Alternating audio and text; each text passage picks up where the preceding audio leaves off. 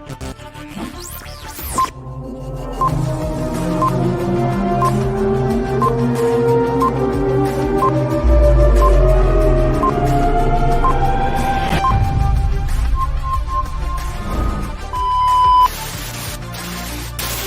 this program to bring you a special report.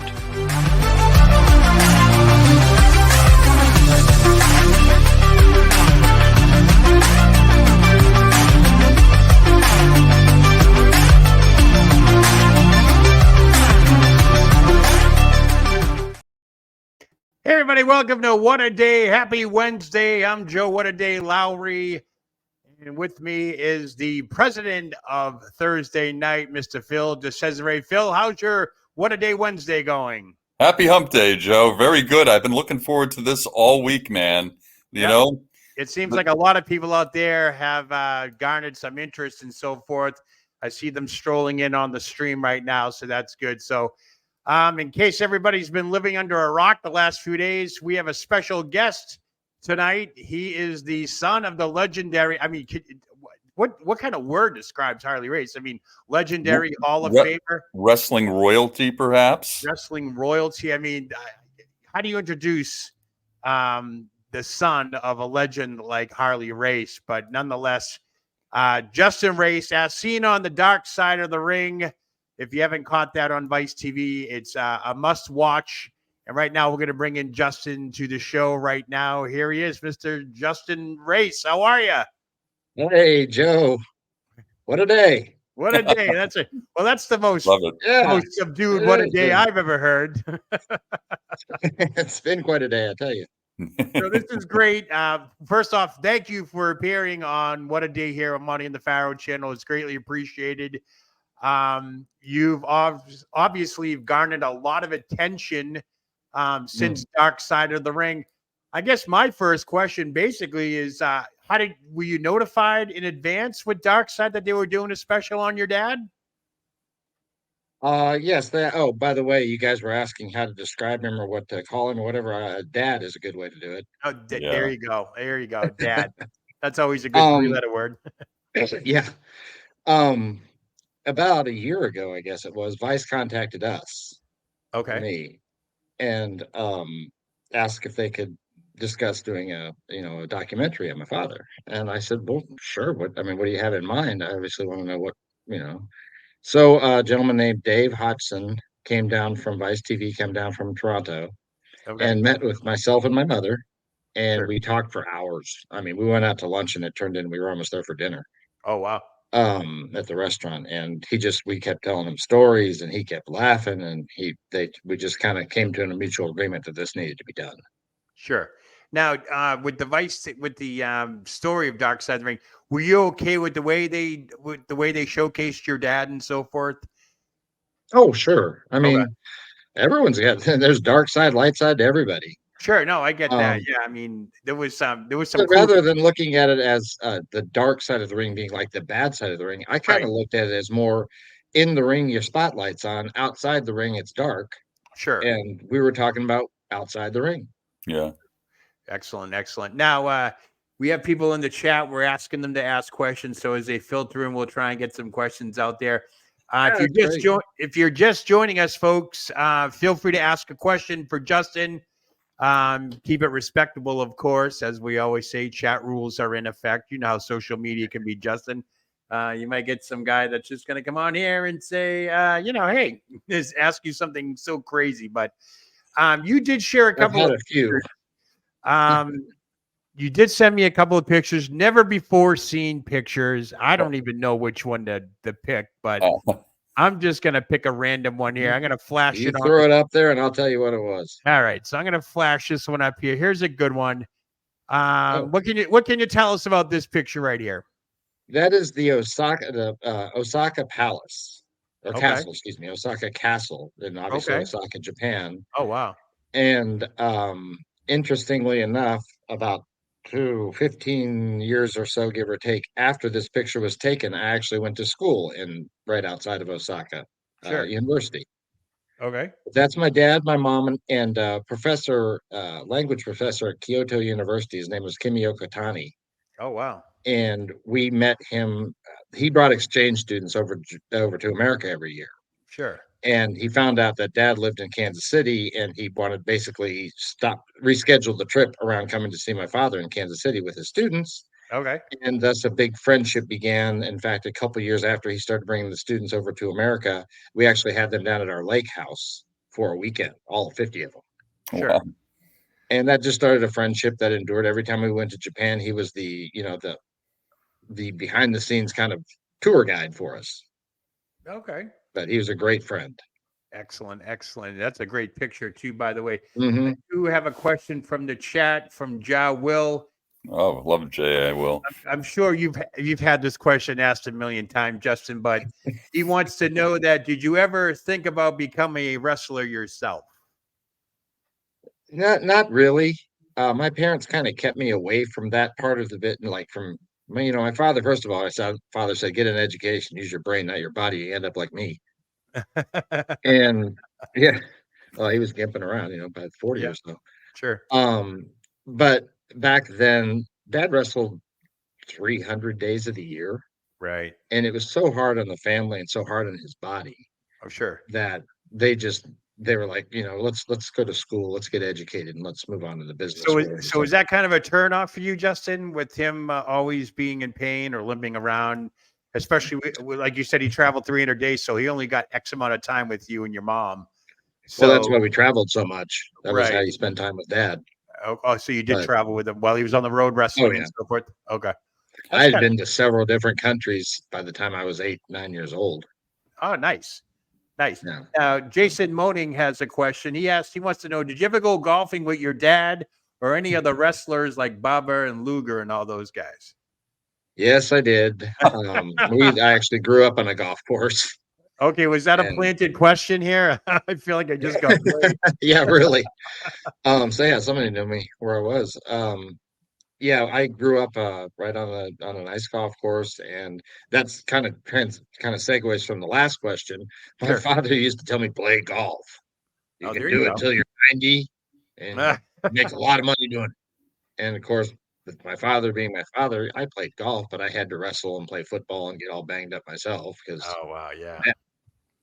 Yeah, I was going to ask you that. You were a high school athlete, correct? You played football? oh yeah, Yeah. What position football. did I you was play? wide receiver.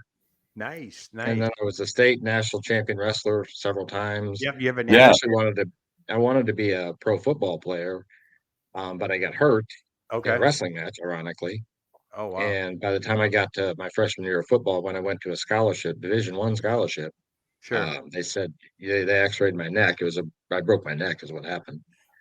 And Wow. they said you can't play football anymore. So that was the end of that. Oh, geez. Justin, it's Yes, interesting. sir. Speaking of your athletic background when you were younger, I Mhm. first became aware of your name from, and actually your picture from one of the old After Wrestling magazines. It might have been Sports Review Wrestling. I don't know if you remember appearing, but a picture of you and your dad, I think, were there. And he was doing something as far as maybe a fundraiser for a kid who had been injured, maybe, or sick. Do Oh you yeah. recall this? This Mhm. is because you Yes. actually were in the magazine. And at that Yeah, I time, do remember that. I was amazed because here I am thinking Harley Race is this villain and this mean guy. And here he is, participating in some kind of fundraising for, I don't know if there was a classmate. You remember, I'm sure, way better than Yeah, I. his name was Jeff Wasina, and he didn't actually go to my high school, but he from little kid on through high school, he was a competitor of one of the guys on my wrestling team that I was always friends with. Yeah, And he unfortunately got into a catastrophic tackle in football and broke his neck, and paralyzed neck down. sure. And Dad we remained close to the Wasina family, but Dad did run a show in the Memorial Hall, one of the Thursday night shows, and they donated the money to his family and for doctor bills and what Yeah. have you back then. I Wow. remember that from Yeah. the old magazines. I still have it somewhere, I'm Well, sure, but that's the first time I heard of Justin Race. Like, probably yellow by now. probably. Um, um, but yeah, they did. There was quite a few articles, including here in Kansas City in the sports section about my father and I, because I was state champion, he was world champion, and Yeah. so they do like an article on him and an article on me underneath it, and in I think between I they do a remember picture of us that now. together. I think I remember that, Phil. I think you just jogged my Mhm. memory. You got to pull those old ones out of the filing cabinet now. I have them all still somewhere. Yeah.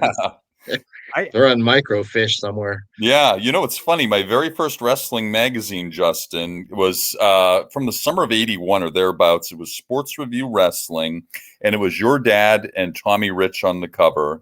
Tommy Rich had a sleeper on your dad, and your dad was bleeding. And as soon as I saw that magazine, first of all, it opened the doors to other wrestling outside of the televised WWF at the time. Right. And I jumped right in, and that was the magazine cover and the magazine that just started me with my love of really it. Cool. So, Tommy Wildfire Rich. Yeah, and your dad on the cover. Amazing. And he's graced several covers over the years and decades, too. Really quick, though, Bill Apter was going to chime in, but he's covering. I was just going to mention Bill. Bill has very fond memories of you and your dad, and we spoke earlier this week, Justin. The antics, they had a lot of antics together. They did. So, do you remember any of those antics at all? Anybody that was around my dad ended up having antics of some sort. Shenanigans. Oh yeah, yeah. Well, shenanigans is putting it nicely, I guess. Yeah. I got I mean, even myself, it even transcends into me. I've got a whole list of stories about things that he and I did. I'm actually compiling a book with the stories. The book's called "Don't Tell Your Mother." I love it. Don't Tell Your Mother. What a great title for a book. Huh? Don't tell you that right there. That pretty much tells you what it's all about. That right there makes you just want to pick it up and read it. That kind of title. That's pretty good. I got a question from the boss here. Mike Monty is asking, what did your father think of Bob Backlund? Did he have an opinion on Bob? Well, Bob was a great champion. They wrestled often for being in different, the champions of different organizations. They often didn't mix. Dad wrestled superstar Billy Graham. He'd wrestle Nick Bockwinkel, AWA. Yeah. So I didn't know Bob as much. I knew him when I was very much younger, put it that way. So I don't have a whole lot of memory with him. How I looked at it is if they respect my dad, then I respect them because they respected my dad for some reason or another. Oh, okay. And so I always I grew up with a bunch of uncles in a locker room. There you go. Yeah. Hey, real quick, Joe Myers, $10 shout out. Very good. Thank you very much, Joe. Super chat for a super guest on a super show. What a day, everyone. Justin, you are very popular in this chat right now. I just want to let you know. Another quick question. Everyone. Jason's asking a good one. Justin, other than the Porsche, which other crazy high performance cars did he own throughout your childhood growing up? He seemed like a guy who would own them. Did he have a lot of cars? He had a 1977 Trans Am 455 SD. Is that a Smokey and the Bandit car? I'm not much of a mechanic, but it was completely ported out. Exhaust pipes coming out onto the driver's side and the passenger side door. Oh wow! And I don't really know much. It put out about 750 horsepower, evidently. Oh my god! So he custom made this? Well, he bought the car and then had the engine, and then he had basically a racing engine. That car was we would be going down the highway at 115 mile an hour, and he pushed that thing to the floor and the tires would squeak. Wow! Unbelievable. So yeah. He actually made our next door neighbor pee his pants in it. He said, "Bob, come for a ride in my car." So they took off and they went, you hear the up the cul-de-sac and to the left, and then you hear this loud roar. Oh wow! You could just follow it with your finger down there, and they pulled up, and they went to the convenience store or whatever. They came back a few minutes later, and Bob Springer was his name. He got out of the car. He didn't say anything to his son Scott or I. He said, "Oh my God." And he walked into his house. And we get another question from the boss here, asking, "How do you feel about your mom and what she had to say about your dad on the dark side of the ring?" Oh, my mom's wonderful. In fact, she might drop by here in a minute. Oh, that'd be nice. Yeah. She, she has her thing, her stories, and I have my stories. And being the wife of a world champion is darn near impossible back then. Oh, sure. I think they lasted. They were married for 23 years, and I think they lasted longer than any world champion couple. When the champion, when they became champion, or whatever, they ended up getting divorced a couple of years later. Okay. Interestingly enough, they remained married the whole time he was world champion. When he stopped wrestling as much and was at home, is when they got divorced. Nice. It's Nice. like you're not as good to be, or you're not as fun to be around now that you're here all the time. That's great. That's great. Gerard Millet's tuning in, and he had a question for you. How old were you when you found out that what your dad did wasn't real but choreographed? Oh, you kind of figure it out as time goes on. I mean, there was no moment that my dad came in to me and said, "Look, this is how it goes." Um, when I was 8, 7, whatever years old, Sure. my mom and dad used to kind of have a little code when we were traveling with him, Okay. and they decide if this, when we go to the matches in the evening, is this going to be a bloodbath or is this going to be a wrestling match? And Right. wrestling match, I'd go. Bloodbath, we'd go to play miniature golf or whatever movie.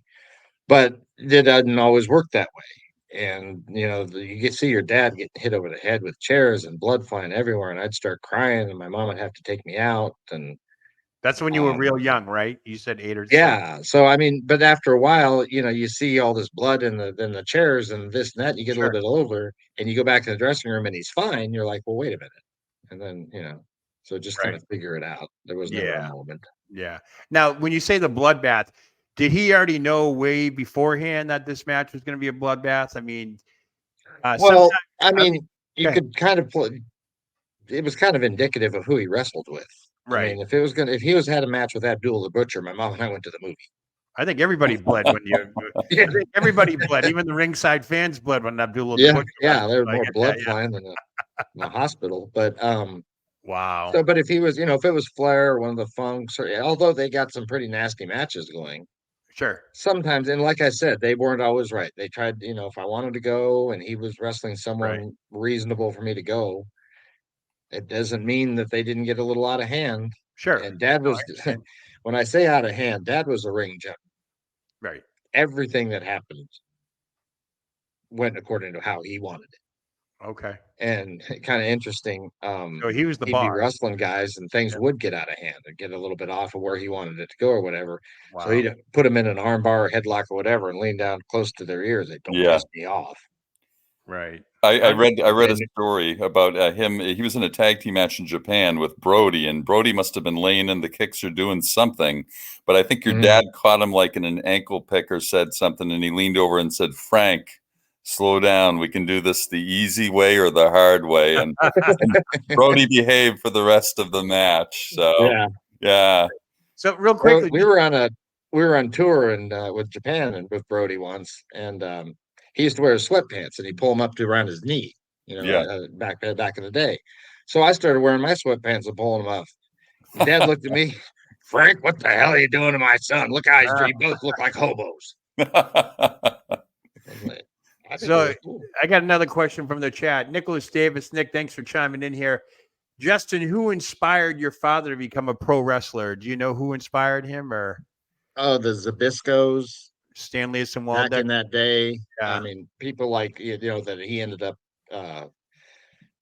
like Luthez, Right. the former champions, So is that Maybe story true Kangaroo, though? even Kangaroo. Gorgeous George to a certain extent. Yeah. Sure. Everybody knew Gorgeous George. Was it true? Sure. I mean, some things you want to believe, some things you can't. But was it true that he hit a high school principal? The principal Oh yeah, kicked him or something like that? Or that is barely unbelievable. in high school. He was in ninth grade, Oh and he wow, did something in the gym, and the principal jumped on top of him or whatever. He turned around, and knocked the principal out, wow. and was expelled and never went back to school. And that was the ninth grade. Did he ever finish school or anything like that, or get his Nope. GED? He Nope. started professional wrestling 2 weeks before he turned 16 and never had another Wow, job. unbelievable. He was wrestling before he could drive. Sounds like it was in his blood. Sounds like Yeah. it was in his blood. Interestingly enough, back then he told me he had the choice: wrestling or be a Free Methodist minister. I was like, well, that's quite a choice. Yeah. To Well, think, it's kind of both the same, right? Yeah. Thinking about it. well, it's amazing how many people convert after they retire from wrestling. They have a Yes. second calling and become ministers and born again and they DiBiase. really find God, which is pretty amazing. Mm-hmm. Yeah, Yeah, Reverend DiBiase. B40 has a question here. Was your dad recognized a lot when you were with him as a teen? I would say yes, Oh but yeah. I mean, could you guys go out to eat without having to sign autographs, get pictures, or how did that go? How was that for you growing up? Want to go out for Sunday dinner or something It like was that? normal. I didn't know any different, Right. but it was a good lesson that I learned from him. People would come up to the table, of course, like you said, and ask for autographs. And, sometimes my mom would get a little hot. She'd be like, can't they wait till we're done eating or whatever? Right. And he'd always look at her and say, Yvonne, that person paid for this meal. That Oh. person paid for the vacation you just went on. Oh, yeah. Mhm. That person paid for the outfit you're wearing. You're nice to these people because if it wasn't for their butt in a seat watching me, we'd be living in a tent. Mm. Oh, that sounds And pretty I grew organic. up. That sounds organic. I mean, it's like he knows. Mhm. Well, I call it that's how I grew up. I mean, I right. grew up that the most poignant thing he ever said to me, really, as I got older, was he said, Justin, if someone recognizes you or me or whatever, Right. give them their 5 minutes.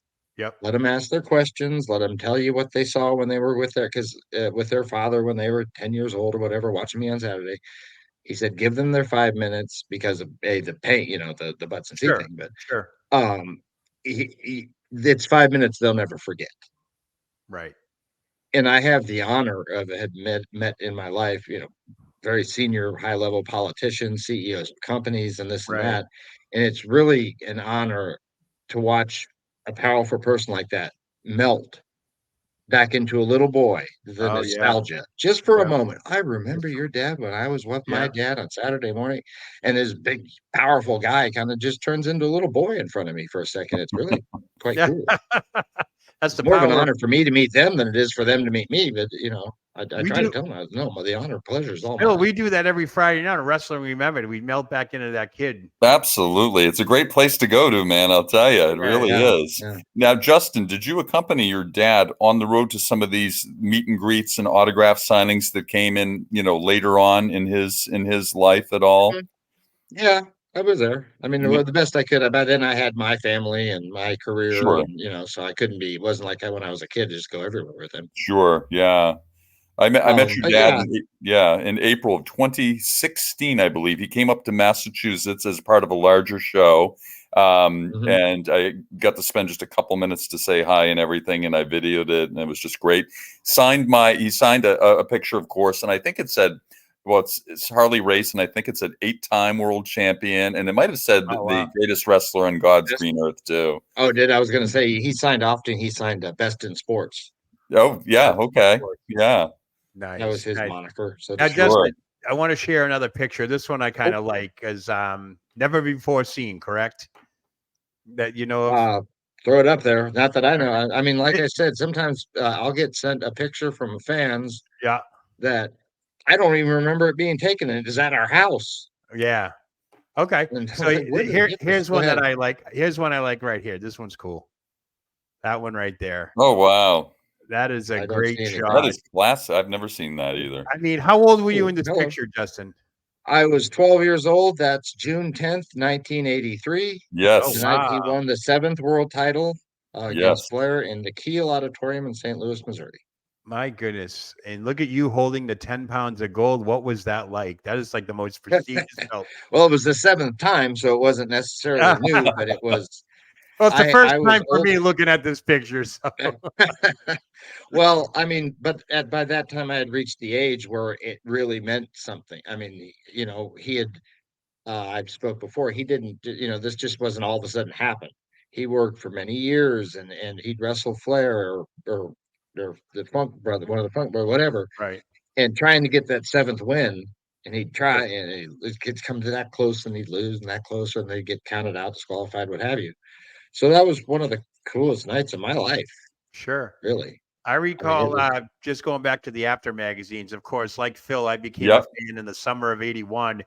And of course, growing up in the Northeast, regulated to WWF wrestling and so forth. I go to buy these magazines, and lo and behold, I'm reading about Harley Race and Ric Flair. And I'm actually falling in love with these guys per se as wrestlers because we're getting a different view of wrestling. It's not the WWF type. It's definitely more, I know I said that word before, organic, more storyline, more intense and so forth. And I think I think Ric Flair just won like his, I don't know. They had I think they had a run. I think it was in the Kansas City, St. Louis area, where they had a run where they beat each other for the title like twice or three times in a week or a month or something like that. Something weird like that. Yeah, it was a couple of times. I kind of Right, remember like what you're talking about. It was a couple of times. at one point, Harley Race was, he was the leader over Flair in World's Title 1. Oh yeah, and well, he was the first one to win it later. 7 times. Luthez was 6. 6, Dad yeah. was 7. Right. Then Dad was 8. Right. And then that's when the organization started breaking apart, and Flair won it a bunch of times, but it wasn't like. Yeah, It wasn't NWA World Heavyweight. Hey, you just had a picture. Hold on for a second. You just had a picture of my mom and I with my dad. My mom's right here. Oh, wow. Mom. Where's Mom? Where's Yvonne? Where is she? There she is. Hello. There's Mom. Hi. Yvonne, so nice to meet you. You have a wonderful son there. I know, but I want to know if you can have a tape made of this so that I know. Don't tell your mother. Some of these things I've never heard before. What, you want to tape of the show? Don't tell her stories about that book. You want to do an She's audio like, book? you guys did what? So in the book, Don't Tell Your Mother, are you in it, Yvonne? Are you in it? Yeah, when I'm not supposed to talk to her about it. Book? What book? Finds out years later that you and your father did what? Hey, Well, Yvonne, I'm writing a book too, so oh, you I'll are? get back to him. Love it. Is the name of your book Don't Tell Your Son? Yeah, I'm going to name it Don't Tell Your Dad. Don't tell your dad. That's great. It's I was wonderful. allowed to tell anybody anything. It's You guys wonderful. are doing a great job. I'm really proud of Justin, and I'm proud of the way he handles his interviews. Let me ask you real quick. That story about how you met your dad. Did he really court you like that? Was it over a pizza pie and a cup of coffee? Yeah. Yeah. Blueberry pie, wasn't it? Blueberry pie. I'm a flight attendant, and I came in from a trip, and my roommate said this guy was here today, and it was a picture of Harley, and he wants to meet you. So okay. I was sick. That was Saturday night, and I was supposed to go to Wisconsin. I was based in Minneapolis, and I was supposed to go to Wisconsin to my sister's baptism. And I called my dad, and I said, I'm just not feeling good. So the next day, Harley kept calling me all day long. And about 6:30 Sunday night, he said, why don't you let me take you out for a piece of pie and a cup of coffee? Right. I thought maybe he's different than the other guys. And then some. But that's the way we met. Was it love at first sight? No. No. He had to win you over. Is that what it was? Yeah. Yeah. That's really fun. big time. But his blonde hair really bothered me. I didn't like that. you meant blonde that. hair. Speaking of this, there's a picture that Justin wanted me to share. How's this picture? Do you remember this one? Yeah. Good heavens, yeah. Where was that taken at? That's in Tampa, Florida. Yeah, Tampa. We stayed at that same hotel every time we went to Tampa. I remember that hotel. I don't remember the name of it, but wow, look at that picture. How old were you there, Justin? Probably 3, I guess. 3 years old. Staying at a hotel in Tampa, having some good food there. That's awesome. Oh yeah, breakfast time. It looks like. Yep. And I knew when I was a child that I was going to marry an athlete. I thought I was going to be a baseball player. So right. that's why you have all these pictures and stuff, because I put them together. I just knew that someday I was going to have this. Oh, sure. Exactly. Everything. My mom used to do that too. It's called Making Memories. My mom passed in 07, but I have a box of pictures. She took, if there were cell phones back in the day, she'd probably have like 5 cell phones. Good heavens. There's always, I mean, 512 gigabytes isn't enough. Oh, I know, exactly. So yeah, she called it Making Memories. Making Memories. That was back then. You didn't know. 70s and 80s, you didn't know. Polaroids were a big thing, but you know, and the Vice thing, you saw some of the 60 with all that Super 8. Yeah, exactly. Films from them before I was born. Right. So did you like being a flight attendant? I flew for 25 years. Wow. And what airline did you work for? The boss made me quit. The boss made you quit? Why was that? He didn't. He wanted me right under his thumb. Okay. He didn't want me traveling around the world. What airline did you work for? American Airlines. Nice. Popular airline back then, that's for sure. Yeah. I miss it. Did you have to go to like airline attendant school and all that stuff and Pretty rigorous, actually. rigors? That's Well, there's like 20,000 applicants, and what? Out of Wow. 20,000 applicants, only 2% make it. Yeah. So Wow. it is. Unbelievable. Well, thank you so She- much for popping they- on. And and thank you for sharing. Thank you for sharing, Harley, with us Well, for you're all welcome. these years. Thank you for having me on. You got to Part of our see. family. So now you have I've to you have to say, "Hey Joe, what a day." Oh, geez. Jill, what a day. There you go. She said it I better gave than you you, that. Justin. She said it better than you. Oh man, really? I'll tell tomorrow. I'll call her up. Hey, Mom, what a day! What a day. It does get infectious. It does do that. So, but It was so nice talking to you, Joe. thank you so much for popping on. I Thank appreciate you, it. Yvonne. You Okay, remind me of popped in and out. Yeah, she reminds me of Bye-bye. my mom. Take care. That was Yeah. awesome. Thank you, Justin, for moms that. are moms. That was great. Great. It 25 is years. funny that she doesn't know some of the stuff my dad and I did to this day. So you have a lot of stories like that you're putting in the book. So you have Oh yeah, that is the. I mean, of course, there's some. There'll be some solemn things too, but for the right. most part, I'm just writing a laugh out loud type book. Exactly. Some of the Exactly. what can I think? Oh, well, I don't know what Yeah. made me think of this, but we were in Rome and in the Vatican in the early 70s. Well, I was probably 6, 7 years old.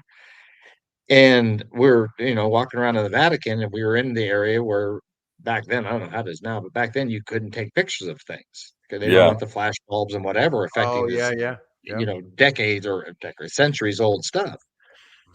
And so she was looking someplace else, and my dad had me, he was taking pictures of the stuff that he wasn't supposed to take pictures of, and he Okay. had me looking out for the Swiss Guard.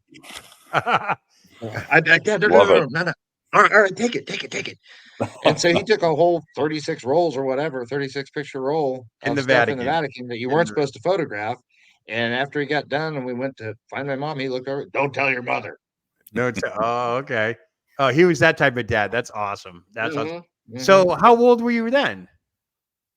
6, 7. 6 or 7, and you're looking out for the Royal Guard, the Swiss Guard. Yeah. That's a, geez, I was just like, Dad, not now. Oh my Okay, God, take it. that is an absolute right. Just real quickly, going back to growing up. Obviously, we're the same age. We talked about this on the phone the other day. Mhm. So, high school, your friends, did they know of Harley's success? Did they know of him? And were you treated differently? Were you the it guy because of it? You know how high school is. Oh, his dad's Harley Well, Race. Like, how was that?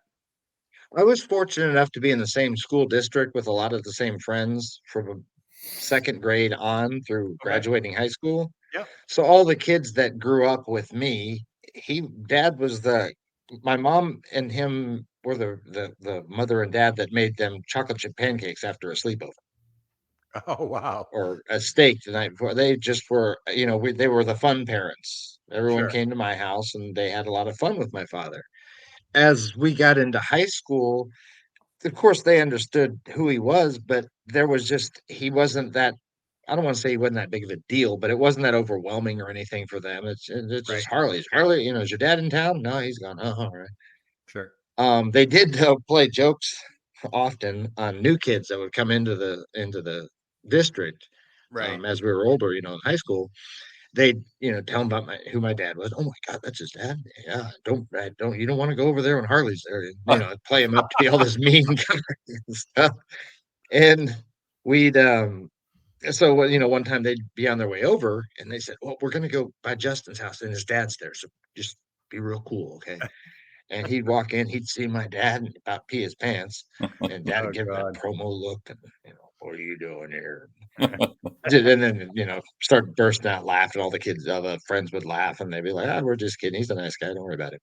That's awesome. That's You, awesome. yeah, your dad did have. It's funny you mentioned that. His promo and interview style was. I've never heard your dad yell through any of his promos, which is really amazing when you think about how many interviews and promos are just loud, overbearing. Well, his voice got deeper. It seemed like Yeah, it didn't. Instead of going up, it went down. yeah. Yeah. You And want that's to know even about scarier. promos, though? cutting promos with my dad when I was younger, he'd be doing the Flair, I'm coming down to get you. And I would be behind the camera jumping up and down. And Ah, I'd make right in the middle of the promo, I'd make him laugh. So he'd have to start it over. oh, geez. Classic. Finally, he'd say, Vaughn, get him out of here. I'm going to get this promo done. I have a question. On one of the promos early on that I saw, he had like a $25,000 bounty on Flair, I think, or Yeah, something like Flair, that. yeah. Was that real money they used in the suitcase? Oh, yeah. Wow.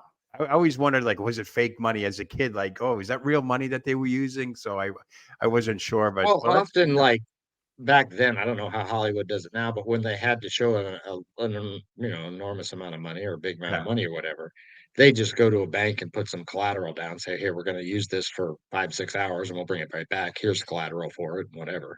Oh, So, wow. yeah, it was real money. So that's how Wow. they I did. don't know if That's it how came they from did somebody's that. pocket, but it was real money. Wow. Okay. So Yeah. that must have been something when Andre the Giant threw all that money away during WrestleMania 1. I remember. Yeah. Unbelievable. It's But funny. Andre was fun. You mentioned Andre, Joe, and Yeah. I'm sure that Justin is familiar somewhat with Andre because Andre and Harley had so many legendary matches, and of course Andre apparently admitted the two people who concerned him the most in terms of ever confronting were Haku and your dad. So Mhm. Andre apparently had a lot of respect for your dad. He yeah. did. To me, he was Uncle Andre when I was a kid. Wow. He'd stay at our house. Dad had this big, huge bed made for him or whatever when he came in. Oh, wow. And there's a place here in town called Michael's Big and Tall. And Andre would come in town not to wrestle, to go to the store downtown with my dad to have clothes made for himself. Oh, wow. Wow. Obviously, couldn't buy them. Sure. Um, No so, giant section. yeah, exactly. And then he'd go to the boat cover store or something. Oh, Um, God. Curtain store. but he was a really nice man. Flair told a funny story about like what you were talking about him being with Haku and my dad being like a concern for Andre. Andre, he body slammed and suplexed Andre in the same match. Yeah. And Rick was young. He told the story. I'm just retelling it. Yeah. He was young, still kind of Mark. And he went up to my father after the match and he said, how'd you get Andre? What did you tell Andre? How'd you get him to do that? Let you body slam him in the head, suplex him. Did you ask him? Why the hell would I ask him? I told him what we were going to do. And Rick was like, you just told him. Oh, I'm not geez. going to ask him. I'm Harley Race. Ah, that's awesome. So I guess that might be where Andre was coming from. Is Right on, whatever was going to happen in yeah. that ring, it didn't. Sure. was real gonna quick, happen. we got to pay some bills and take a timeout. So we're going to be right back here. So don't go away. And by the way, chat, thank you all for tuning in. Ask some questions. Yes. We are here with Justin Race, son of Harley Race, and we'll be right back. So hold on one second, guys. All right. The Monty and the Pharaoh Show is brought to you by... Because wine is your second favorite four-letter word. California wine, New York attitude. Good fucking wine. Yeah. For years, we were known as Central Veterinary Associates, and we know that some of you were not exactly thrilled with the services that were provided. But a new day has arrived. We're changing and will now be known as Premier Veterinary Medical Group. But it's much more than a name change. It's a new management team, a new attitude, with a new state-of-the-art modern facility in Rockville Center, New York. We're going all out to provide the best possible care for your pets. And that includes 24-hour-a-day, 7-day-a-week emergency care from a team of highly trained professional emergency care veterinarians. So check out the all-new Premier Veterinary Medical Group. We're ready to serve Nassau and Queens counties with compassion, commitment, and the utmost confidence. And we have immediate openings for overnight emergency vets with great pay and outstanding benefits. Contact us today at premierveterinarymedicalgroup.com/careers. Tired of that same old breakfast, lunch, and dinner? Same old tasting scrambled eggs, burger, that dinner steak, ribs, or pork chops? Why not add a little bit of spice or just a touch of heat to make the difference? Change that scrambled egg with a little bit of Johnny Fabulous's John Cena Sr.'s $1 Million Jalapeno Hot Sauce. Great on burgers, steaks, chops, and those barbecued ribs. Looking to improve your fitness business while keeping your bottom line in good shape? Let the Gym Administrator help you achieve those goals. With their powerful team of fitness industry professionals at the ready, the Gym Administrator covers a wide range of industry-related products and services that will help you build your business and increase profits. The Gym Administrator works with reliable industry suppliers and vendors that place a heavy emphasis on service, just the way you remember it. Give them a call at 914-494-1066 or visit them on the web at thegymadministrator.com, as well as all social media platforms. The Gym Administrator, all your fitness needs under one roof. Scan the barcode at the bottom of the screen to get started today. All right, folks, we are back. Bills are paid. I am joined by the president of Thursday Night, Phil DeCesare. All right, let's go have some fun. And, there you go. And of course, the son of Harley Race, Justin Race, has joined us gracefully. I'm sitting here trying to figure out how to introduce Harley Race because I'm so starstruck by it. I'm like getting tongue-tied. Yeah. And if anybody knows me, I never get tongue-tied. So, Justin, it's really, really great to have you on here. So, we do have a couple of questions coming in here. Sure. Benny Scala, one of our boys, the player from our channel, is asking if the flying headbutt was painful for him to execute. Yeah. Yeah. It was. In fact, when I was a kid, when I was young, my mom used to tell him, there he is. My mom used to tell him, Harley, you got to stop doing that. You're going to get hurt, or you're going to end up hurt over years or whatever. And well, that's, he did what the fans wanted to see. And that was one of the things they wanted to see from him. Sure. So he got a little bit older, and I was probably in high school, and I just remember one day distinctly, he was looking for something. He couldn't find it in the room or whatever. And he looked over at me. He said, and this is another don't tell your mother thing. He looked over at me. He said, I should have listened to your mother. That damn flying headbutt. I can't remember anything anymore. And he said, but don't tell her I said that. And, and she was right. Don't tell her I said that. Right. I think it was Trevor Murdoch in the series on Vice TV Dark Side said that he had this artistic way of doing the headbutt where it looked like it hurt, but it really hurt Harley more than anything. You know what I mean? When you see him do that headbutt, it looks he does it pretty strategically, and and that takes art for him to do that. And I was very impressed with that. Like an athlete to do something like that. Yeah, I mean, it was. He was always concerned. He was very concerned for the fans, for their safety when they went outside the ring. Right. And he was concerned for who he was wrestling too. He didn't want to make anybody get hurt. Sure. He didn't want to get hurt, and he wasn't. I don't think there was anybody that really could have hurt him. The thing with Hogan, he hurt himself. Sure. Like I said, if it wasn't going how he wanted it, don't piss me off. There you go. But he was very concerned for the well-being of everyone around him, more so than he was for himself. Nice. Now we have another question coming in here. Justin, who was your dad's best friend from his years during wrestling? Who was he closest to the most, you think? Wrestler-wise? Sure. Probably Terry Funk. Terry Funk? Maybe Jack Briscoe. That's funny because what comes to mind to me is Ric Flair. Well, I was going to bring in Rick too, but he knew Terry and all that before Rick. Okay. But I think once Rick, really got into when he and my dad were, competing all the time. Sure. Right. He had a tremendous amount of respect. I watched a kind of a question and answer with him and Rick. I don't know when it was taped, some years ago. Right. But my dad basically said that Rick was the best thing that ever happened to the squared circle, as he called it. Oh, wow. And he basically he said some accolades to Rick, and the host said, Rick, how does that make you feel? And all Rick could say was thanks, and a tear came down his eye.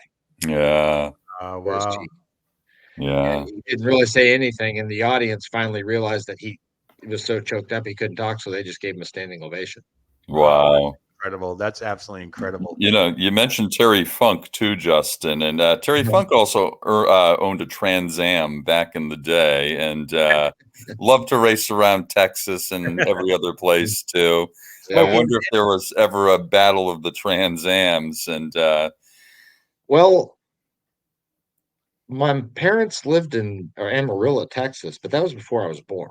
yeah. So, but I know that the Trans Am my dad had was in the middle 70s. I don't 70s, remember if he ever took it down to race. No. He'd race just about anything anywhere, though. As you've heard probably other wrestlers saying. Was it a Smokey and the Bandit type? From St. Louis to Kansas City. Sure. Was it a Smokey and the Bandit type Trans Am? Yeah, exactly. Yeah. I can picture that. Smokey and the Bandit. Another quick story. He bought in 1977. He bought my mom a 911 Targa Porsche SC Targa, and back then they didn't have manufacturers all over the world. They bought it from Germany, and they made it and made it. Right, yeah. So he got the car, and a couple days later, he and I took off on this road in Kansas. And back then, there was nothing built out there. It was dirt roads and this one highway. Wow. There weren't enough really county policemen to patrol that far out. We call that the Autobahn. Sure. Oh, yeah. We got down there, and off we go in this Porsche.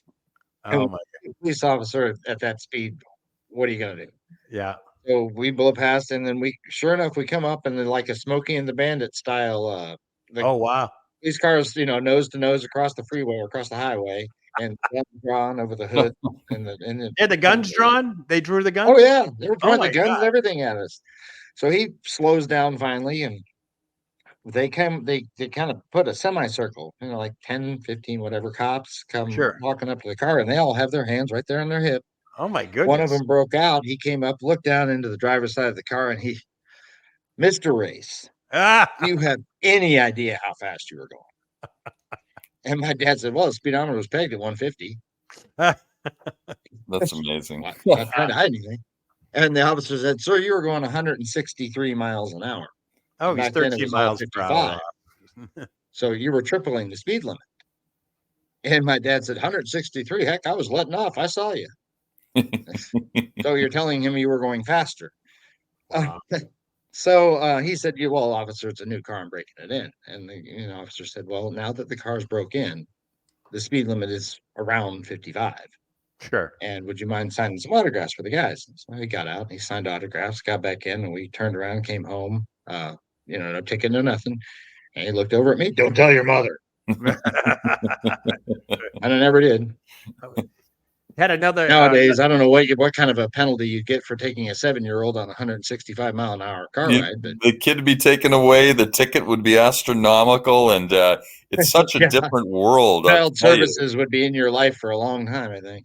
Those were great days, Justin. I could ride in the back of my dad's pickup, around. We all could, the three boys, and no one would say, now, my God, they'd arrest you and have you on the news. Yeah, I sat in the back of a Ford Pinto on the hump seat in the back. So yeah, I can remember those days. That's doubly dangerous. I remember those days. Questions are really coming in hot and heavy here now.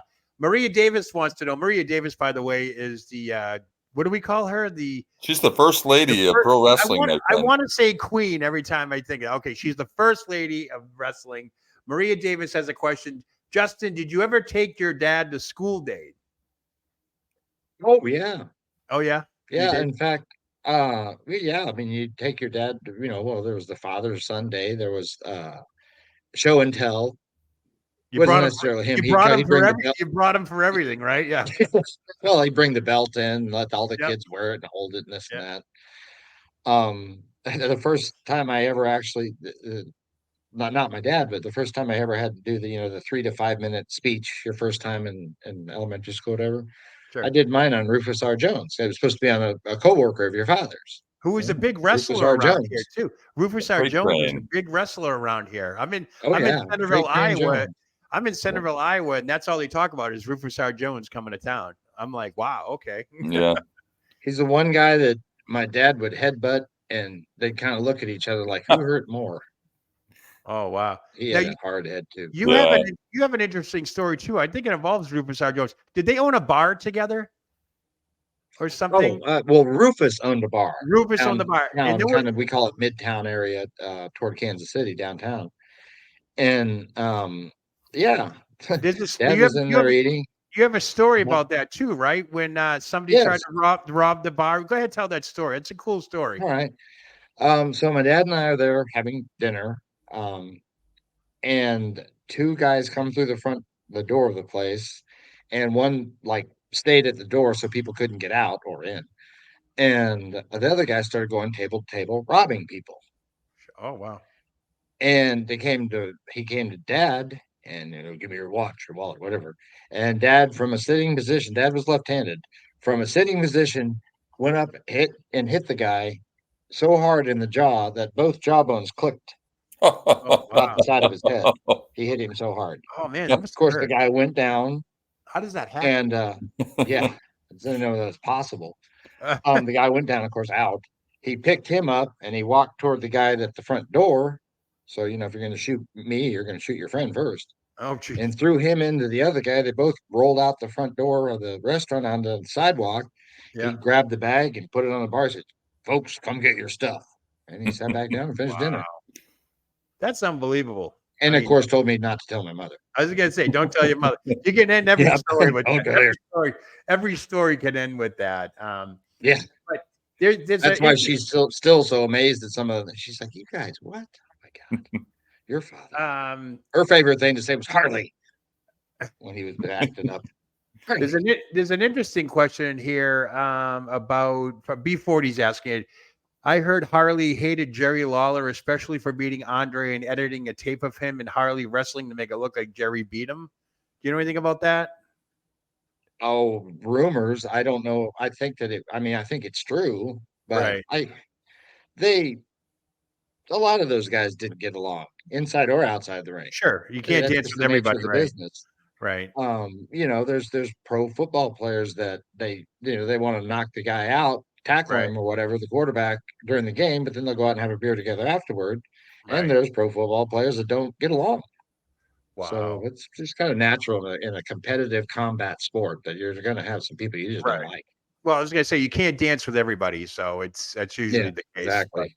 Right. One thing that can be said about my dad, though, is as far as respect goes, I don't know that there's a wrestler that he didn't respect him. Universal. They didn't like him, but they certainly respect what he did. Yeah. Just shooting back to Ric Flair real quick. Somebody mentioned in the chat, what was the name of the store? I don't know if it's St. Louis or whatever that he used to go and get his suits at. Was there a store that? You mean Andre? No, they said Ric Flair got suits at some store. Harley introduced him to a store somewhere in St. Louis. I think it was. I got to go back in the chat. It kind of rings a bell. I don't remember the name of the store, but I'm going to remember that happening. Question. Sure. Justin, were you allowed to, and I assume the answer is yes, to attend the annual infamous Harley Race barbecue each year? And if so, are there pictures from these wild times? Oh, I don't know where I've got pictures, but I just remember Dad had this big smoker. He was the grill master. Yeah, and they like to smoke around. They use the smokers around here a lot. That's one thing. Oh yeah. Well, he had one that you tow behind the car. Yeah. Oh wow. Okay. Go ahead. Yeah. And he'd have the guys over, and he had this deck in the back of the house that was reinforced. It was probably 10, 12 feet off the ground, but it was reinforced, and they're double the support beams and whatever. Basically, it was made for a couple elephants to play patty cakes on. And 10, 11 of the guys had come out there, 15, whatever, and you could actually feel that deck moving around. Sway and bow, and he'd smoke, for 15 guys, he'd smoke, 10, 12 slabs of ribs, 100 chicken breasts. There's not enough food for that. Yeah. Oh, yeah. Well, yeah. And it's always 2. Wrestlers never ate after 2 if they worked that night. Oh, no kidding. No kidding. Yeah. That makes sense. Okay. Yeah.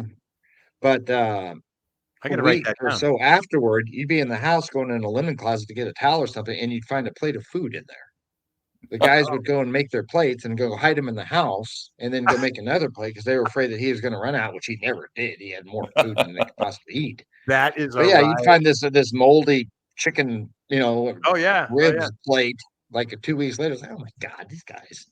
Did they forget they put it there? Yeah, they forget where they put it. Or you'll find some desserts hiding around somewhere underneath a table or something. You find a piece of pie. Nice. I got another question here. It said Harley said in his book, this is from Jason, by the way. Jason Moning, thank you for your question. Harley said in his book that he had a Clark Griswold moments on family road trips. Do you remember any? Let's see. Which ones can't I tell? Or which one can I tell? Oh, you could say you can say whatever one you want. time when I was young. What's that? Christy Brinkley driving by, maybe. And yeah, that would have been nice. Of course, I was thinking of thinking of Christmas trees, but okay. This was my mom and him. I don't know who's at fault. We had a van, and on the top, had one of those luggage things on the top of the van. Oh yeah, 1970s van, so one of those full size Chevy vans. Scooby Doo. And I don't exactly know how they got into the motel, but I think they took a different way out. And there was a like by the office, the front office, there was a bridge or whatever, an awning. Yeah. And drove through it and pulled the luggage rack right off the back of the van. Oh wow! Oh no! And we were on our way. My grandma and grandpa, my mom's mom and dad, so my grandma and grandpa were with us. He had to get to the next town. At least it wasn't Aunt Edna. Obviously, this car is now undrivable, so he had to go to the airport, take a plane to the next town. Well, we got the van fixed, and then we kind of caught back up to him. But yeah, he ripped the top right off the van. Oops. He was in a rut. Who knows? I mean, like I said, he goes Mach 3 everywhere. Yeah. That includes parking lots. That's a ride. That's a ride. By the time he realized it was too short, he was probably already under it. Talk about someone living up to his last name. Isn't that wild? Yeah, that's awesome. Yeah, that is true. Clark Griswold, I even get called that nowadays with the Christmas lights, but he had a wreath around the double front doors, and we had like a round, what do you call it, driveway. Sure. And he made a big wreath of, real frond wreath. Right. And he left it up until, I don't know, March, something in March, I guess. And the guy across the street, Bob Springer, the one that he made go to the restroom in his pants with the car. Bob. He yells across the street, Harley, you ever going to take your Christmas wreath down? And Dad looked at it. He grabbed the top and pulled it down, took the bottom and pulled it up with his foot. He said, there, now it's an Easter egg. Oh, there you go. Did you see the Iron Claw movie by any chance, Justice? Oh, yes. Mm-hmm. There's a question here from Arturo Almazan.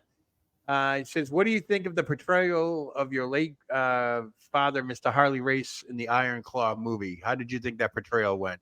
I think Kevin Anton, who I do speak with quite often now, did a marvelous job. I think he did just an excellent job. I was watching that movie, and I could see my dad in it. Sure. The way he cut the promo, especially that promo that he cut, the way he held the belt, and that kind of that grimacing look that people love to hate. I loved when he tilted his head down. He looked so great when he'd do that. Yeah. I think Kevin did just an outstanding job. In fact, Kevin and I have become friends as a result of that. I know we're getting caught up in the stories, but I got to go through some of these pictures with you, Jeff. So here we go. Oh, yeah, go ahead. I'll put them up. You tell us a quick blurb about them, and we'll just keep going from there. How's that? Okay. That sounds great. This one right here you sent me. Where was that one? That was in Hawaii. And it seemed like every time we went to a place like that, somehow my mom would come up with matching outfits. And I was just going to say that. Everybody matches here. Oh, yeah. There's a lot of pictures of us like that. Like I said, my dad and I begrudgingly wore them. Well, I was just acting like my dad. My dad's like, I don't wear that. And so I'd act the same way. Were these vacations, or were they both working vacations? Most 99% of the time they were working vacations. I believe this was a time when we were maybe on our way back from Japan and stopped in Hawaii for a couple of days, or vice versa. We stopped for Hawaii for a couple of days and then went to Japan. But that was in Hawaii. Cool. All right, next picture. Here we go. There you go. That would be my bedroom when I was in middle school and high school. I can tell we're the same age, so that mullet's coming into form. So I can. Oh, yeah, it's getting there, and that's my cat. My mom and dad, both of them hated cats, but I wanted a cat, so they got me a cat. And I named my cat Ask 'em. I named my cat Ask 'em. So when people say, "What's your cat's name?" I'd say Ask 'em. There you go. Cool. That's good. All right. And the next dog's one. name was Mitzi. But yeah, that's my Oh, bedroom. nice. There you go. Excellent. That's a waterbed. I had a waterbed bed, but back when waterbeds were the big thing. Yeah. You were all That's my you dad were sitting right there on the edge of it. you were all 80s out. Oh yeah. Oh Here we geez. go. I think Next he's wearing a picture. shirt of his own. Where was this one Oh, taken at? this was, I believe, in Japan. Okay. Yeah. Yeah, because Wow. those are little gifts. Everything in Japan, there's kind of a well, it still goes on today. Whenever you go visit someone, you bring them a little gift. Right. Nothing expensive, just a little something. Sure. And those were some gifts that we received from someone wherever we were. We Oh, received from wow. them. Just one of those family pictures. Now I mean, that's unbelievable. How old are you in this picture? About It's 8, 8 years I old, guess. and you're 9. traveling overseas. That must have been something. Oh That, yeah. that must have been My absolutely mom, we at the time, the longest commercial flight available was from Chicago to Auckland, New Zealand, nonstop. Oh wow. We just had a quick Back thing during the about 747 days, but they made a 747 that was shorter, but the wingspan was longer. Of course, all the fuel goes in the wings, so it could make trips like that. And they always wondered how in the world my mom had a 6-year-old child on a plane for 20 hours. Oh wow. Wow. Real quickly, there was a question in the chat here from Benny Scala. Did Harley like Australia, as he and Larry Hennig were the first IWA tag champs? Did he like that? Did he like Australia? Oh yeah, he loved Australia. Australia is beautiful. Yeah. Um, I hadn't seen it when we were there the first time. I hadn't seen the kangaroo. I want, in Australia, I want to see a kangaroo. So the guys told him to take this one road between two towns that, like, not the highway or whatever, but take this Sure. road. We'll see. And I ended up falling asleep. Apparently, Dad saw one dead kangaroo lying on the side of the road, and that Oh, was wow. it. And when we got to the next town, all the guys were laughing because they knew that was they just sent him out in the sticks for no reason. Oh, geez. There you go. All right, moving on with the pictures because we got a whole bunch of them here. What's this? Front yard stuff? Yeah, that's the front. Just off to that behind me is where that Christmas wreath would have been. Oh wow. Those were the Okay. double doors, and then, Yeah. he had this fountain pond built there on the side, but he's standing on the circular drive, and my Oh, mom that's kind of is neat. too. That's awesome. And there's a fish pond. He had a bunch of koi in there. But one thing about when you're a wrestler, especially back in those days when people really did hate you, Yeah. we had a bunch of koi that were worth quite a bit of money, 12, 18 inches long. Oh, sure. And came out one day and they were all floating and there was a bunch of bubbles in the water. Oh. Someone had come through and poured laundry detergent in the water and killed all the Oh, fish. Jesus. And He told me at one point when he was cleaning that thing, he said, "Justin, don't ever get in the fish business." All right, next one. Here we go. There you go. Where are we here? That's Japan again. Actually, that is one of my dad's most unfavorite things about Japan was always sitting on the floor. Yeah. Okay. In fact, they ended up everyone sits on their knees Sure. around the table in Japan. Right. They ended up they'd have like the table was on the floor, but underneath the table was a cutout area of a square, so you could actually sit there with your legs dangling, but it looked like you were sitting on the floor. I got to admit, you look like that actor from Alice who played Alice's son.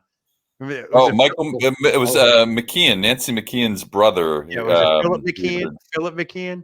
Alice, you mean the TV show Alice? Yeah. You look just like her son, who played her son. Oh, I don't remember what her son. I just remember that one lady on that show that said "Kiss my grits." That was Flo. Yes. Yeah. Flo. There you go, Flo. Kiss my grits. There you go. All right, next one. That was in Japan. Just one of those, photos that. Sure. When he often remember the gentleman I mentioned, Kimio Kotani, the professor. Right. After they developed their relationship, when we went to Japan, Dad's tour would finish and we'd stay for an extra week. And Kim would take us around to different, like, very high profile type people, and we'd stay with them. And Dad would speak to the Rotary Club or the JCs or whatever. Oh, that's cool. And so a lot of those pictures are kind of like you were saying, sometimes it was a bit of a vacation. He didn't have to work every night. Oh, nice. And All right. That's where some of those photos come from. Yeah, let me see. We got the next one here. That's why you can see the matching shirts, or my mom and his. Oh, that's a dead giveaway. giveaway. I got either they couldn't find one to fit me, or I talked my mom out of making me wear it. Was that your George Brett Kansas City Royals? Kansas City Royals shirt. Yeah, exactly. I was just gonna say, yeah. But that's out on the balcony of the hotel room. Oh, that's Probably awesome. had food, had room service type dinner. Looks like Nice. there's a bottle of wine or something back there. That's cute. That's awesome. And then we have this one here. There's a nice picture of you. Now, I believe that is back to that same hotel in Tampa. Wow, with the palm trees. Okay, yeah. And Nice. I'm even younger, it looks like there, or maybe, well, I'm Yeah, you sitting look there. like you're gonna be 3 at least, 3 or 4 maybe Yeah, tops. yeah, something like that. Somewhere Wow. around the 2, 3 area, I think. Now we know where you get the But blonde yeah, hair I from. remember the hotel so well, but I don't remember the name of it. In fact, I asked my Sure. mom, she doesn't remember the name of it either. We just always stayed there. If we were in Right. Miami, we stayed at the Fontainebleau, which is of course still there, Yeah. beautiful hotel. And in Tampa, we stayed at this one, but I can't remember where it was. I mean, I don't remember the Oh, name of it. I'll have to do some research on that, but that's a good Dad with the I like it. Bermuda shorts on. Like who would take these pictures? Like just random people or Yeah, just like any other family, we'd say, "Here, would you take a picture of us?" oh I mean, nice. a lot of Oh, times, okay. a So lot of the photos that you see are professionally done because there was just photographers that sure. followed him around. Yep. Kind of, I don't know, like the I paparazzi, understand. but not quite that. Paparazzi, but nice people. They're the kind that would take pictures and ask you if you would like copies of the pictures or give you the negatives. Right. Okay. And then we So have some of this them are one. professionally done. Here's a good picture. Looks like a bar. That Is that a Harley Race barbecue going on right there? That's a Harley Race barbecue. That's our deck behind our house. Now, if my dad's left, so off his Yep. left shoulder would be the golf course, and I'm standing next to the back of the house. Oh, And okay. yeah, that'd be a barbecue. Do you have any Yeah, idea just who's behind you 3 of guys us. in that picture? No, I don't. With that 80s sweater. It looks like could be somebody's cousin for all I know. That's what I would say. Looks like I Jack don't know who Swagger. that is. I don't know There you who that go. is. I'm sorry, I don't remember. I think we already showed that picture. We already Yes, yeah, showed. that was in Japan. And we got this one. This is a good picture. This looks like later on. Yeah, I was a junior in high school, and That I just mullet is flowing. That's all I know. The oh mullet yeah, is yeah. flowing Well, now. I got dad's curls in the back there. There I There you you love go. go. it. I From had one of sport. those too. Oh, And your Oh mom's yeah, curls. Who you kidding? You got your mom's curls too. yeah. Well, I kind of got a mixture. I didn't quite get the afro my dad had, Yeah. but I got naturally curly hair. But that was when I was accepted into the National Honor Society for for academics. sure. That's what that Wow. thing is around my neck. Nice. And then you had sent me this today. Oh yeah, that's a good photo. That's I a like great video. that. What year was that taken? Do you know? Oh, 2015, Yeah, it's gonna 16, I be would up say maybe there. around there. 16 because, yep, Now, is that the But original yeah, strap right those there? two guys respected each other. That's for sure. Yeah, that's awesome. And of course, In Harley. fact, at my dad's funeral, I think he said this a couple of times, but at my father's funeral, Yeah, Rick said there would be no Ric Flair if it wasn't for Harley Race. right. Exactly. It's true. That is true. And there he is in 2004, right? Harley Race. Yeah, Class when he was of inducted 2004. into the Yeah. WWE Hall of Fame. Were you in attendance for that by any chance? Yes, it was. You were. Mhm. How was that being around all those legends? All in Well, I one mean, I've been room. around him since I was a kid. So Yeah. again, Old it was hat a for bunch of you, right? uncles. Yeah, old hat But for you. it was. I mean, it was really cool because I think it was supposed to last like 2 hours and it ended up lasting 4 or 5 because you get that many guys up on a stage and give them Right. each an award and a microphone. You're going to be there Exactly. for a while. Right, right. But it was a really fun event. Now your dad has the distinction of being one of only 6 wrestlers to have been inducted into each Hall of Fame. That's the WWE, It was NWA, 6. WCW, Pro Wrestling Hall of Fame, and the Wrestling Observer Newsletter Hall of Fame. Those are the major ones. I am pretty Mhm. sure your dad's in a whole host of others along the Oh line, yeah, he's in somewhere on the road. he's in the a collegiate wrestling Hall of Fame Okay. in Newton, Iowa. Okay, yeah, He was in in fact he was inducted with Dan Gable and Danny Hodge. Oh, wow. wow, some big Danny names. Hodge, incidentally, my father and Danny Hodge are the only 2 human beings I've ever met that could take a stainless steel pair of pliers and bend the handles together. Oh, wow. Justin, I know that Danny Hodge had double tendons in his hands. Did your dad have that as well? I don't know anatomically. I don't Yeah. know if there was something going on with my dad's. He was a farm boy, and that's how he grew up. And Yeah. he was just naturally could break anybody's fingers. I mean, and he could break people's fingers squeezing in. That was I without heard a knowing my dad. He story, could just squeeze in. Justin, I heard a story that he met Mhm. Bill Kazmaier, maybe at the airport or somewhere. Bill Kazmaier was won the world's strongest man several times. He wrestled for WCW, and he and Harley engaged in a game of mercy, or that Roman knuckle test of strength. And your dad brought Bill Kazmaier to his knees as a testament to his strength.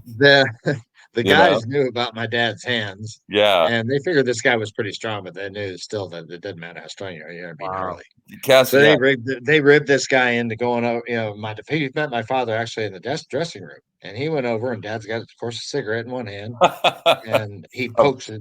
Hey, here you got a pretty good grip, and Dad said, I guess it's fair. Yeah. So the guy put his hand out. Dad never got out of the chair and never put the cigarette out. You could hear the bone. You could hear the bones crunch. The world's strongest man. He brought it down and under, and had that guy up dancing around on his tiptoes like a little girl. Yep. That's what I liked about watching Harley wrestle. He wasn't like that muscle man guy, but you could tell he was strong. Oh, he looked like a badass. The gut-wrenching suplexes were he was lifting dead weight. Nowadays they help you out with those suplexes, but he would just lift these guys up like they were nothing, and you could tell he was strong too. Yeah. I mean, his middle. It always made my mom mad. She was an aerobics instructor. She's very athletic herself. She's a professional water skier and aerobics instructor and whatnot. Oh wow, yeah, that's right. Yeah, and she would, remember those little guns that they take and you can measure your body fat. Yeah, those little thing. You put the little whatever. She always got so mad because he had that gut, but she could never measure any body fat because it was so tight. And he'd tell it's like the Olympic powerlifters or whatever. They all have big guts. It's called a trunk. Yeah. And you have to have a trunk in order to lift that kind of weight. Right. We had Andre up here like this. Yep. Andre was 7'6" and weighed nearly, I don't know, 556, whatever. Yeah. A lot of pounds. And he had Andre up there. Andre said, boss, put me down. Boss, put me down. He said, excuse me. He said, shut up, you big son of a bitch. Someone's got to take a picture of this. I've seen that picture. That's like that low center of gravity. If you have that, that's really good. I mean, to have that unlimited pain tolerance and unlimited strength. That's exactly genetic wonder, man. Yeah. And that's a hard sell too, unless you're a guy like Harley Race. If you're just a normal wrestler like that, that's a hard sell to come across like that. I mean, because it's not attractive to fans and so forth. But if you're Harley Race and you back it up with that strength and everything, it's unbelievable. Your dad, I mean, when I was fortunate enough to see your dad wrestle, I think it was 85, 86, when he finally came over to the WWF or whatever as King Harley. I got to see him wrestle at the Boston Garden, and I was just, that was the first time as a teenager for me that I got to see an NWA wrestler wrestle. And, at least Vince was fortunate enough to let him do his thing with the headbutts and all that stuff. But while we're on that topic real quick, how was your dad's overall feeling of signing with the WWF? I mean, obviously him and Vince McMahon were at odds. I mean, we've heard the stories. The lighting of the ring on fire. That's one that comes to mind. But here's a guy that pretty much hated Vince McMahon because he was infringing on his territory. What was his thoughts when he ended up signing with him? I know everybody was doing eventually you can be as stubborn and old-fashioned as you want, but eventually you got to kind of keep up with the times. Right. I'm sure my dad hated cell phones when they came out too, but he got one. Yeah. So, you just you go with the flow. I mean, I've never had anything against Vince McMahon. He's always been a very nice man to me. Right. And as far as anything between he and my dad, I mean, I was not a witness to it. I heard about it, of course. But I'll never forget in Poughkeepsie, New York, when they crowned Dad the King of the Ring and they brought him in on the throne and whatever. Yeah. We were in the dressing room, and I found, I don't know how or why, but I found $240 like in 20s. And I went and gave it to my dad. I said, Dad, I just found this money. Oh, wow. So he took it to Vince and said, my son just found this money. And Vince said, your son's got a lot of integrity, for not just sticking it in his pocket. And he said, well, he better. And I was like, yeah, you've had my dad for a dad. Have integrity too. And Vince said, well, Harley, no, just let him keep it. You're not keeping 200. It's not his money. So he said, watch this. He turned around and he into the dressing room. And he said, all right, anybody lose any money? Of course, everyone raised their hand. Bobby Heenan said, is it green? And so he said, Harley, I can't do it. Well, my son's not going to have it. And Vince looked at my dad. He said, all right, I lost it. It's my money. And then he turned to me and handed it to me. And he said, and now it's yours. you're a very well-mannered young man or something like that. And And then that's and really then one of the fondest memories I have of Vince is and then he was nice to me. In Yeah. fact, that Hall of Fame picture that we were saying a while ago, yeah. when they finally got those guys off the stage, quit talking at 3 o'clock in the morning. That one. Yeah. We got in the elevator to ride up, in the hotel of this auditorium where this ceremony took place. And Vince and his wife happened to be on the elevator. And I turned around, I said, Mr. McMahon, do you remember in Poughkeepsie, New York, when I found that money and you gave it back to me? He said, yeah, I remember that.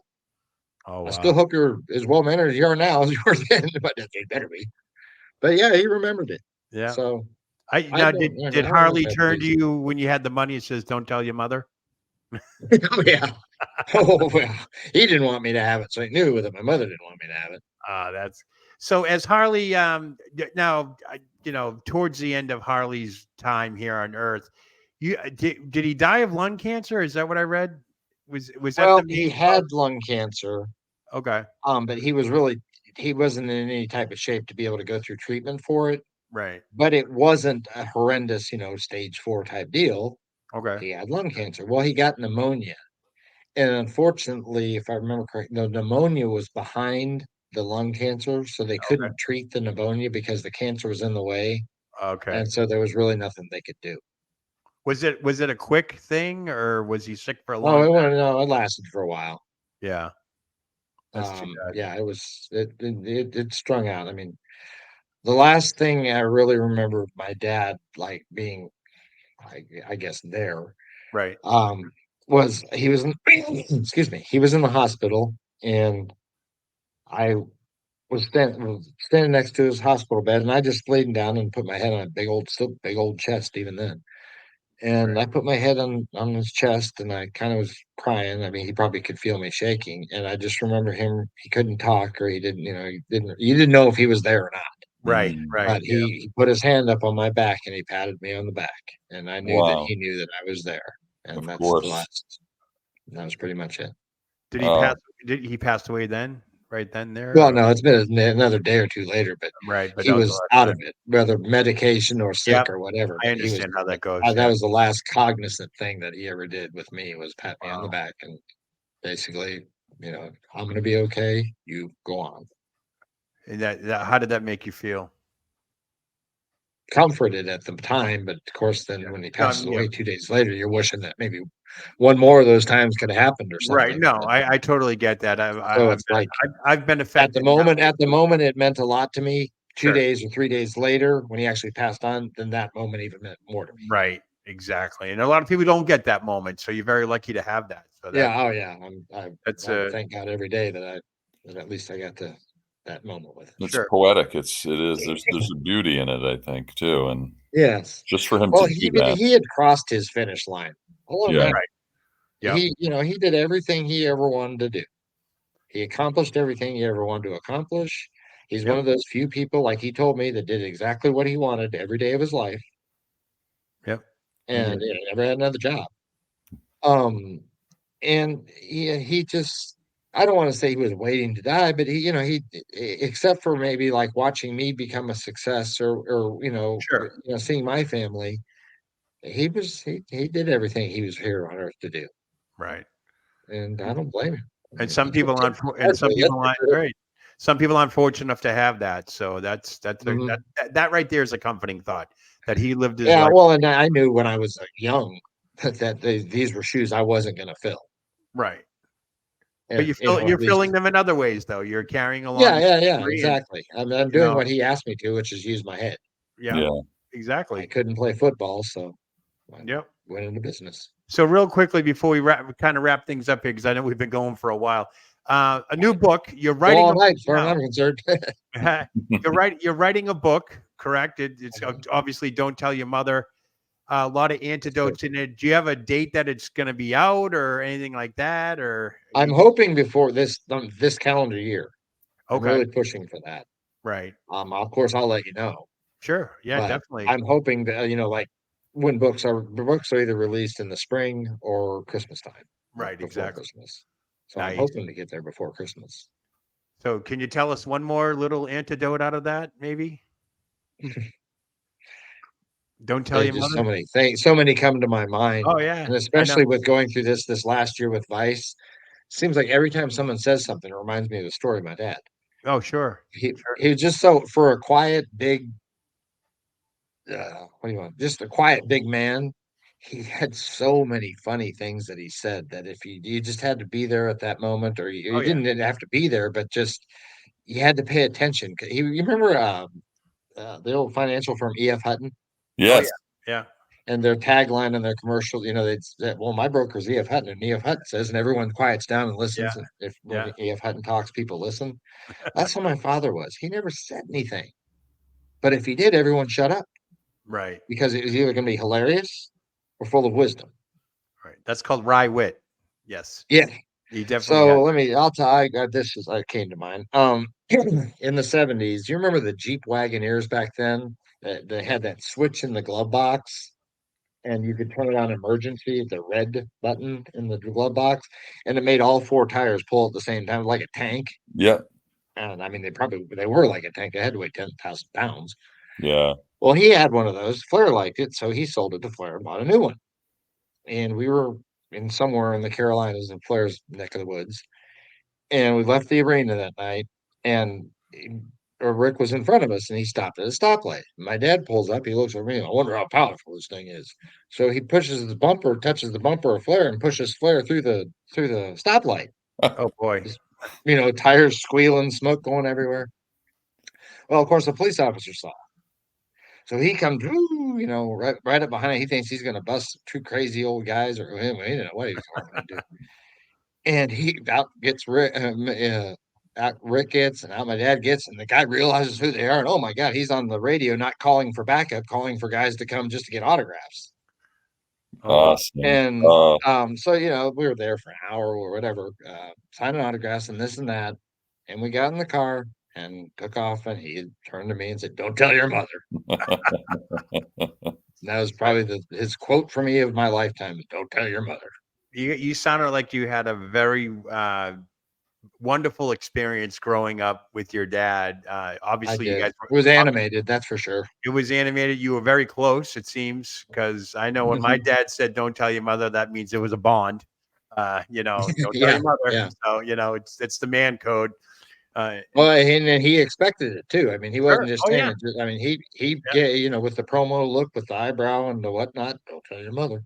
I used to reverse it on my dad. I if I got into shenanigans and all that I knew they wouldn't approve, I said, "Don't tell mom." I did that. I did get to tell him that once. Oh, there you go. I said it back to him like that. We had a lake house, and we had one of those offshore boats, Sure. Scarab, Yeah. with big engines and whatnot. Well, my friends and I used to make an excuse to we wanted to sleep in the nose of the boat. Well, the excuse was there was a liquor store near the lake house. They knew who I was. If I walked in with my dad, they act like they didn't know me. If I went in without my dad, they'd actually sell me beer. So I'd buy some beer during the day, and we're going to sleep in the boat. Yeah. All right, man. So I don't know why you kids want to sleep in that damn boat, but whatever. So we go down there and we'd sit there and drink beers all night and sink the cans off the end of the dock, get rid of the evidence. Right. Well, I was we've been scuba divers since I could swim. I've been scuba diving, and I was the find it kid in the cove. When people dropped a screwdriver, their wedding ring, or whatever off their dock, I had my own equipment. I'd scuba dive to find it for them. Well, he dropped the screwdriver off he was working on something on the dock, dropped the screwdriver off. And I said, well, I'll go get it. So I'll go with you. Well, all right. I didn't even think about it. You get down to the bottom, and there's hundreds of beer cans everywhere under the dock on the bottom. Some of them like algae on them, some of them shiny, brand new. And I looked at him, and he looked at me. Of course, you have the regular, you can't say anything. Oh, boy. So we got up to the top. We surfaced, and he pulled that thing out. He looked at me, and I looked at him, and I said, "Don't tell my mother."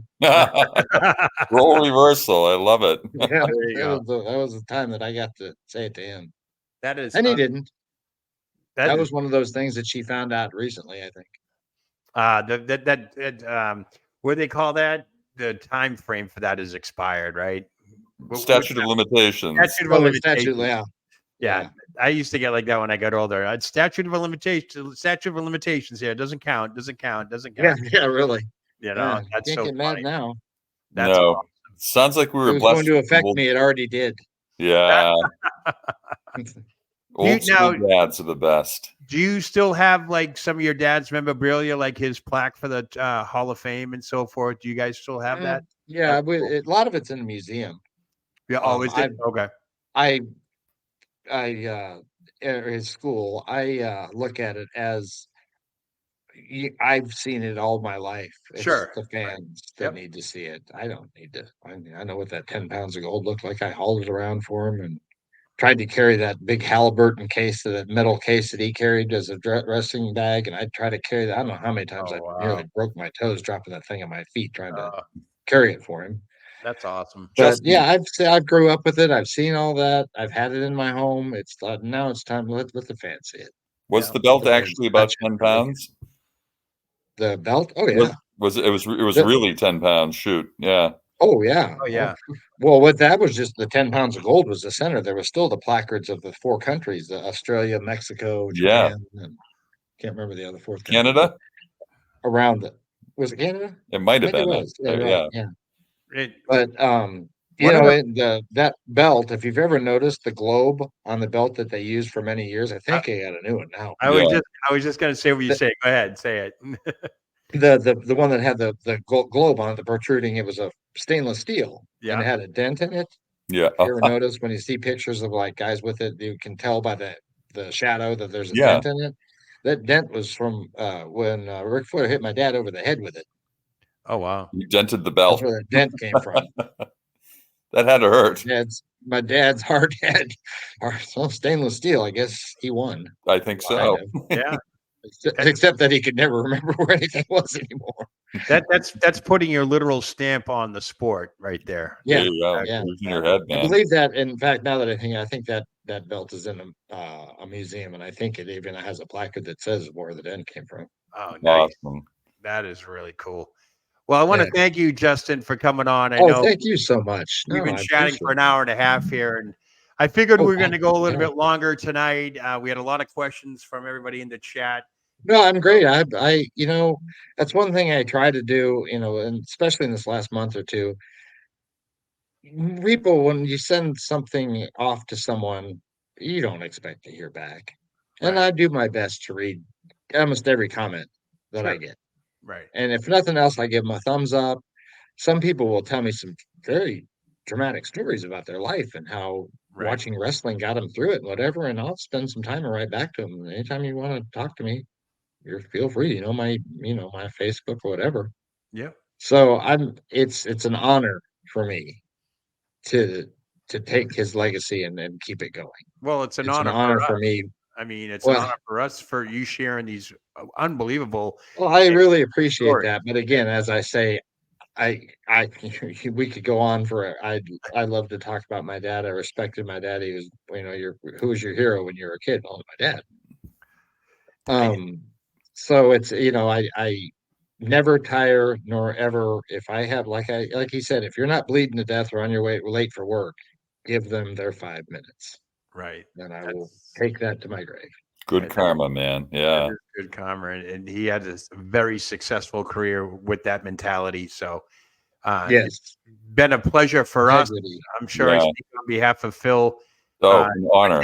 For taking the time out, Justin. You've been very Oh, personable. please. You've been very great to talk to. Even before the show, we've chatted a few times, and email and conversations on the phone. And who'd you have know, thought 40 years ago I see I this man as a youngster in a wrestling magazine, and I'm talking to him today. 40 years later, That's we are 40 chatting. years later. What a Our trip, gray man. beards. Yeah. Exactly. That's how I felt Well, when guys, I first met Bill Apter. mhm. The same thing, it was like after all these years and me and him clicked. Next thing you know, I'm on the phone with him and meeting him, and I'm like, oh my God, this is the guy that We feel like we know Bill these was people. I remember Bill to be a wonderful man. I mean, he stayed at the house many times. he When said they that do too. articles for back then, you had to, there's a lot more of a production than it is nowadays with the cameras and whatnot. Yeah, you said that they used to come in like a team of people, right? They would come. Oh yeah, It'd be a back in writer, a the day, if photographer. they did a magazine thing on Dad or whatever, for whatever it was, wrestling magazine or Rolling Stone magazine, whatever. Yeah, a whole squadron would be there'd be soundmen and cameramen and Wow. directors and producers and of course the on-air talent and Yeah. it was like a production. And then now, well, when he a couple of weeks ago, I did a television spot for the sports show for one of the networks, local network show, Sure. network news. Okay. And he said, "Hey, we do it at my place." I said, "All right." And he shows up, just him and a camera, Oh yeah. and did the whole interview just like that. I'm like, man, back It's in the day, different. this took Yeah. like I said, a squadron of people, like You an said you armada said showed up at your the house. interview with Vice TV, same thing, right? Exactly. I mean, I'm expecting quite a bit, and there was, I mean, that was a lot more than like doing the news here. They had lights and they had the microphones over here and Right. under here, and they had the two cameras offset. But still, it was just three of them. And in fact, one of the things during the interview, Dave, who we first talked to, I told you that we met about a year ago. Yeah. He wasn't there during the filming when they came to interview me. So we're going through the interview, and somehow I could tell that the guy asking the question wasn't the guy coming up with the question. And I said, "Who are you talking to?" He said, "Dave." I said, "You're talking to Dave right now?" I said, "Dave is watching this being filmed in Toronto by Zoom or whatever." Yeah. I'm Wow. like, "No kidding." So Dave is sitting there feeding him questions from Toronto to ask me in Kansas City. I'm like, It's all wow, changed. The technology's all changed. I totally understand. unbelievable. TV Unbelievable. cameras, yeah. It's very rare that you get a whole setup now that would come to your home and all that stuff. So, Oh, I so know it. Yeah. Back then, that's one of the reasons, but thank God my mom kept all these photographs and this memorabilia. A lot of that come when sure. I said they were professionally done, when they would come and they'd take pictures of us. There's a picture out on the internet. I mean, I put it out there of my dad and I playing chess. Yeah. And, they wanted just like around the house type things.